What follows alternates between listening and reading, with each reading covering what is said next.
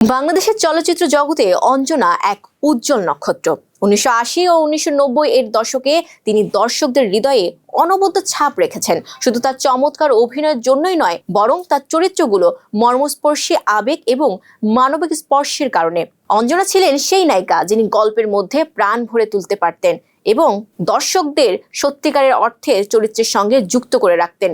অঞ্জনার অভিনয় বৈচিত্র্য ছিল চোখে পড়ার মতো। রোমান্টিক চরিত্র হোক বা আবেগপূর্ণ দুঃখের দৃশ্য, তিনি প্রতিটি মুহূর্তে স্বাভাবিক ও প্রাঞ্চল্য ছিলেন।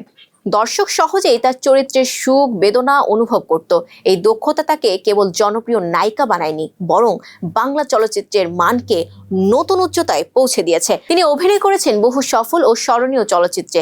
তার উল্লেখযোগ্য সিনেমার মধ্যে রয়েছে প্রেমের ঝড়, নিশ্চিদ্র, ভালোবাসা, সোনার সংসার এবং অপরাজিতা। এসব সিনেমায় অঞ্জনা কেবল নায়িকা হিসেবে নয়, গল্পের প্রাণ শক্তি হিসেবে কাজ করেছেন। তার উপস্থিতি সিনেমার আবহকে আরো জীবন্ত ও অর্থবহ করে তুলেছে।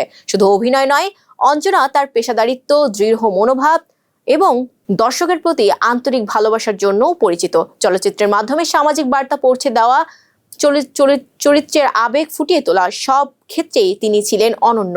অঞ্জনা চিরকাল বাংলা চলচ্চিত্রের ইতিহাসে এক আলো জ্বালানো নক্ষত্র হিসেবে স্মরণীয় হয়ে থাকবেন।